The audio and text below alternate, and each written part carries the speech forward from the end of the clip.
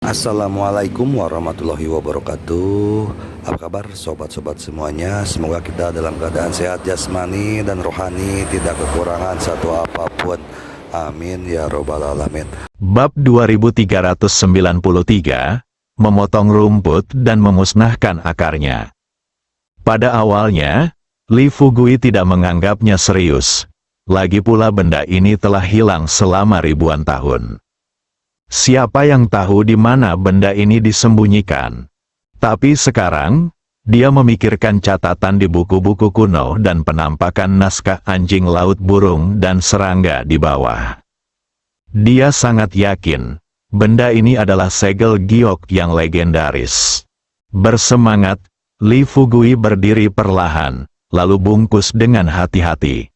Segera setelah itu, dia menoleh untuk melihat Bao Yantian, yang masih mentransfer uang di sebelahnya, dan berkata sambil tersenyum, "Tuan Bao, apakah ini sudah berakhir?"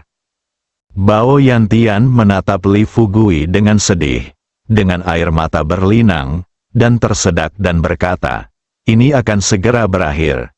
Ini akan segera berakhir. Adikku, aku akan memberikan semua asetku padamu. Bisakah kamu mengembalikan barang ini kepadaku? Bagiku, kamu tidak tahu, ini salah satu sahabatku." Sebelum Bao Yantian menyelesaikan kata-katanya, Li Fugui tersenyum dan berkata, "Sahabatku, haha, apakah itu ayahmu? Kamu anak yang tidak berbakti. Ayahmu menggali benda ini dari kubur dan diam-diam mewariskannya kepadamu. Kamu benar-benar berani mengatakan ini adalah sebuah karya seni yang diberikan oleh temanmu." Karena berkah dari Nian Gong, Li Fugui tidak perlu khawatir ditipu oleh orang lain. Namun di hadapannya, Bao Yantian tidak mengetahui bahwa Li Fugui bisa membaca kungfu. Setelah mendengarkan Li Fugui dengan jelas menceritakan asal-muasal benda ini, Bao Yantian menghirup udara dingin. Dia bertanya kepada Li Fugui dengan tidak percaya, ini.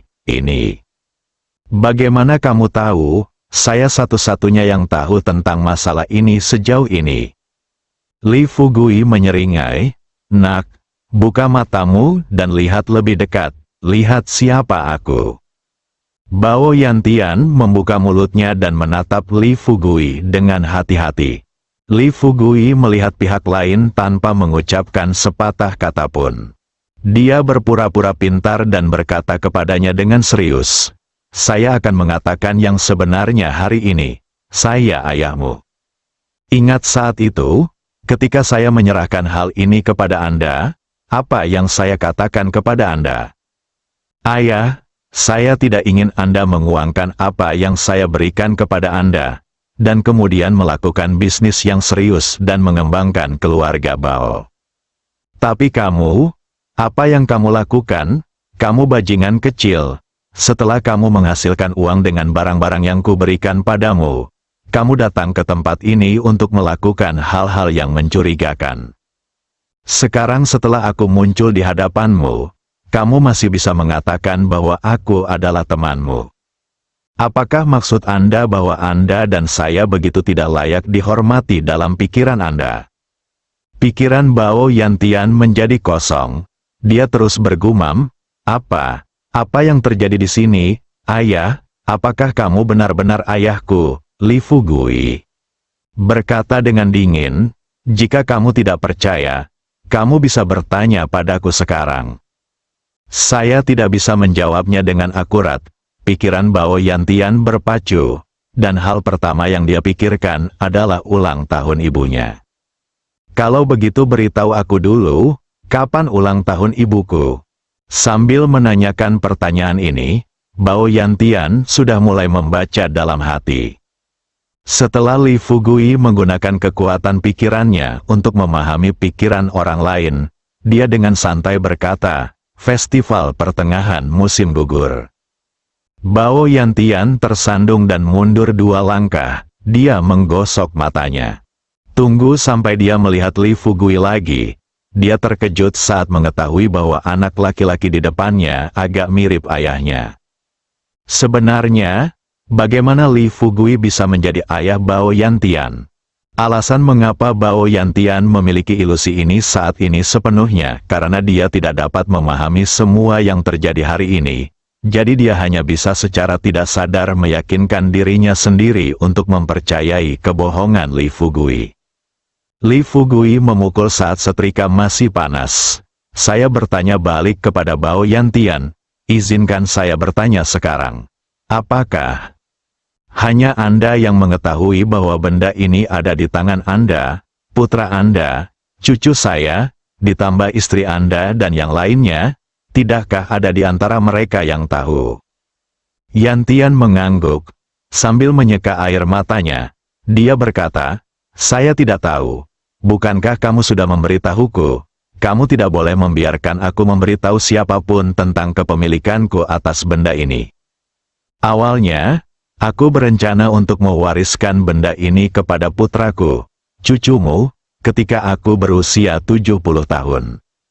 Aku tidak menyangka kali ini, akan ada krisis besar di kota segitiga. Apa Li yang diinginkan Fugui adalah Bao Yantian. Asalkan orang itu tidak memberitahu orang lain tentang harta miliknya. Lalu dia bisa dengan aman menyimpan barang ini sebagai miliknya. Lagi pula, 8 kata di akhir itu bukanlah lelucon. Benda ini seperti jubah naga yang kudapat dari Haizia sebelumnya. Meski terlihat bagus, namun jika tidak hati-hati, justru akan mendatangkan malapetaka bagi diri sendiri. Melihat Bao Yantian masih berbicara gila-gilaan, Li Fugui tampak tidak sabar dan berkata, "Oke, jangan banyak bicara padaku sekarang, apakah kamu sudah selesai mentransfer uang ke kartu bank?" Bao Yantian berkata dengan gemetar, "Belum, masih ada beberapa kartu tersisa. Masuk di depanku." Li Fugui tidak memberi ruang pada pihak lain untuk mempertimbangkannya. Dia bertanya, "Jika kartu itu tidak ada di tanganmu, tidak bisakah kamu mentransfer uang kepadaku? Cepat, ayahmu dan aku akan memimpin keluarga Bao untuk berbalik sepenuhnya kali ini. Jika kamu tidak memberiku uang dengan cepat, lalu ketika kota segitiga dihancurkan setelah kerajaan Baik Siang direbut, semua harapan keluarga Bao akan hilang." Meskipun Bao Yantian masih belum mengetahui apa yang terjadi padanya, namun dihadapkan pada desakan Li Fugui, dia hanya bisa segera mengangkat telepon dan terus mentransfer uang ke Li Fugui. Lebih dari 5 menit berlalu, Bao Yantian kemudian mentransfer semua uang di rekeningnya ke rekening yang diberikan oleh Li Fugui. Setelah akhir, Bao Yantian perlahan-lahan memulihkan pikirannya. Dia bertanya kepada Li Fugui dengan ragu-ragu, "Kamu, bukankah kamu sudah mati selama lebih dari 10 tahun? Kenapa kamu masih?" Li Fugui tidak menjawab, tetapi bertanya lagi, "Semua uangnya sudah ditransfer. Apakah saya sudah memberikan rekeningnya?" Bao Yantian mengangguk. Li Fugui memastikan bahwa pihak lain tidak berbohong melalui keterampilan merapal. Dia hanya tertawa terbahak-bahak. Dia berkata dengan serius kepada Bao Yantian, "Oke, benar, karena semua uang telah ditransfer ke rekening saya, tidak ada lagi yang perlu dikatakan." Li Fugui kemudian mengedarkan energinya, berbalik dan melambaikan telapak tangan. Dia melihat pemuda di sebelahnya yang masih linglung langsung berubah menjadi bola kabut darah dan meledak. Setelah melihat pemandangan ini, seluruh tubuh Bao Yantian gemetar. Dia buru-buru berlutut di depan Li Fugui. "Saya awalnya ingin mendapatkan segel gioknya kembali. Tapi sekarang, dia hanya punya satu pikiran, dan itu adalah mencoba bertahan hidup. Ayah, tolong jangan bunuh aku. Aku bersujud padamu sekarang. Selama kamu bisa menyelamatkan hidupku, kamu ingin aku." Sebelum Bao Yantian bisa menyelesaikannya, Li Fugui melambaikan telapak tangannya. Tunggu sampai Bao Yantian menghilang sepenuhnya. Li Fugui hanya tersenyum dan melihat sekeliling, lalu bangkit dan terbang kembali ke taman. Waktu berlalu setiap detik, Tanpa disadari, ini sudah sore.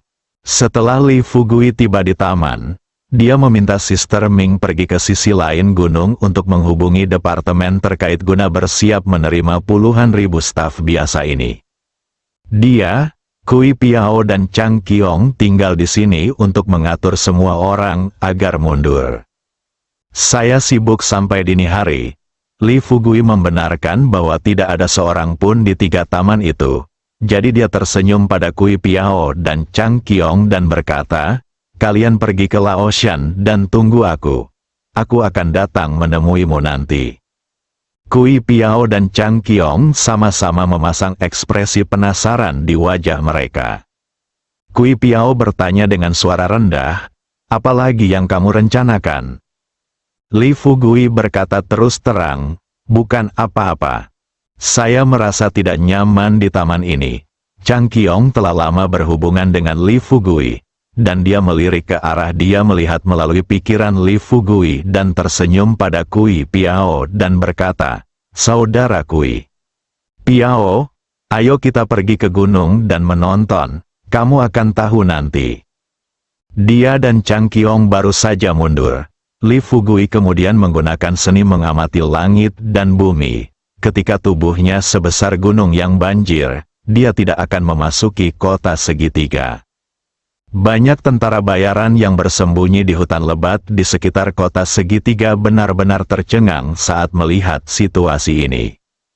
Bahkan jika mereka dipukuli sampai mati, mereka tidak menyangka akan ada monster seperti itu di seluruh dunia.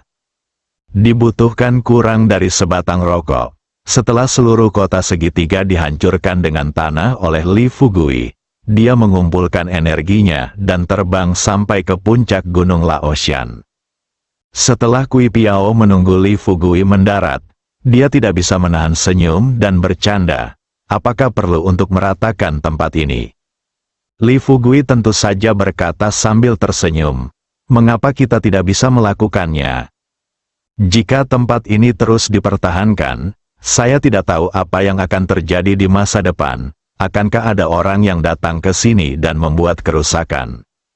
Karena aku di sini, aku akan merobohkan tempat ini tanpa henti." Kui Piao berkata sambil tersenyum, "Lalu apa yang akan kita lakukan selanjutnya?"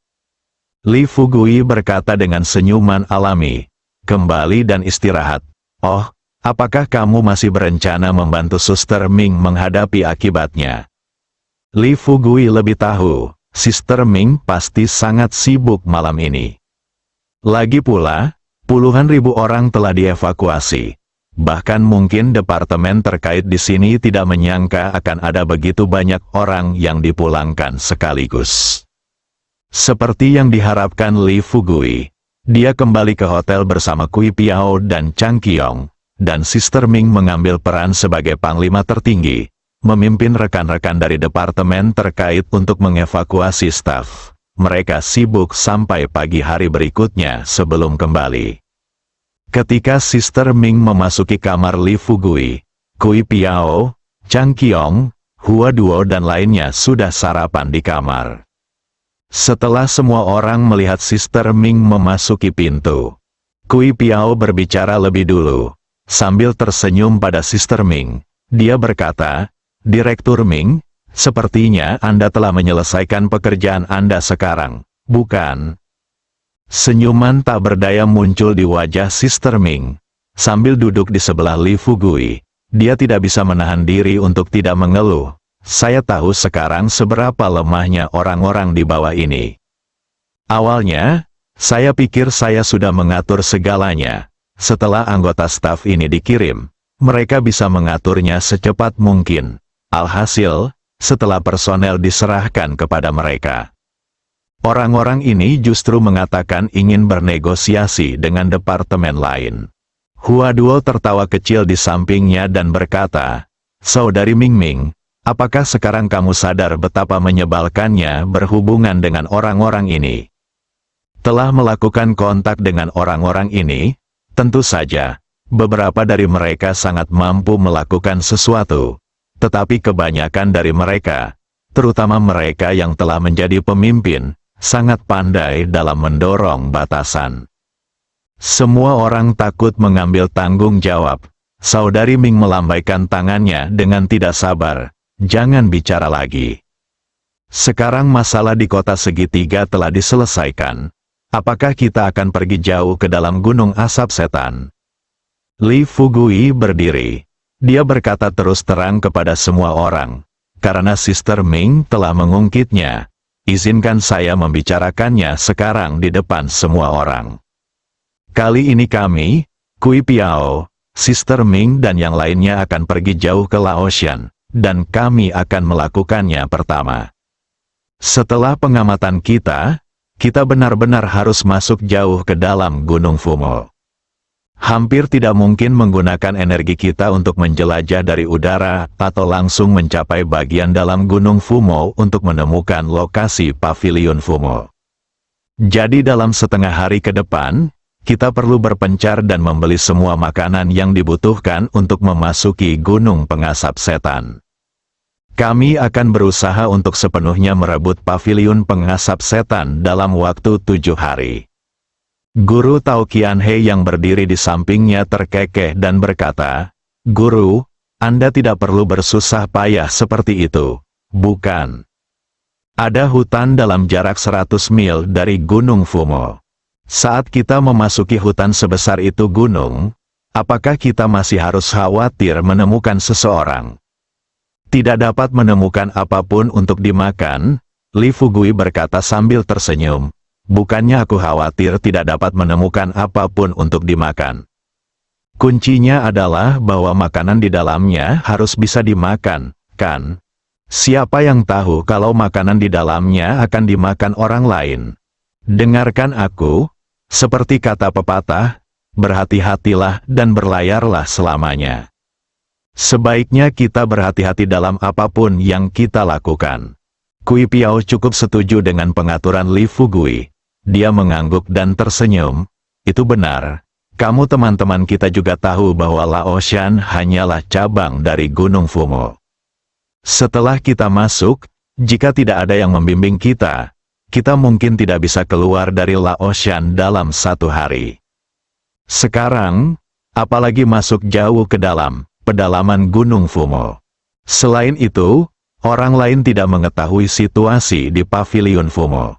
Saya pikir Saudara Xuan Ming, Chang Qiong, dan Guru Sekte Ibu Pertiwi harus mengetahuinya dengan baik. Teknik mempesona yang mereka praktikkan pada dasarnya jahat. Yang kita lihat dengan mata kita adalah palsu. Oleh karena itu, lebih baik kita berhati-hati." Melihat Kui Piao juga mengatakan ini, yang lain tentu saja tidak keberatan. Li Fugui kemudian memberikan tugas tersebut kepada orang tersebut. Setelah semua orang pergi, mereka pergi membeli perbekalan. Li Fugui duduk di kamar dan mulai merasa sedih. Bukan masalah besar jika dia hanya memperoleh kekayaan puluhan miliar dalam operasi pemusnahan kota segitiga ini. Tapi masalahnya adalah, selama aksi ini, dia tidak sengaja mendapatkan segel gioknya. Memikirkan kembali terakhir kali dia mendapatkan jubah naga, dia tidak begitu bersemangat. Namun setelah memegang benda ini di tangannya, Li Fugui tiba-tiba merasa sedikit bersemangat. Perasaan ini sangat menakjubkan. Jika kamu diperintahkan oleh surga, kamu akan hidup selamanya. Tapi Li Fugui tahu apa arti 8 karakter ini. Pikirkan kembali kata-kata yang Anda lihat dalam karya klasik itu. Li Fugui sebenarnya memiliki ide untuk menggunakan benda ini secara maksimal. Tapi intuisinya memberitahunya, dia tidak bisa melakukan ini. Jika hal ini dilakukan, hal ini dapat menyebabkan kehancuran seluruh kehidupan di dunia. Bersambung.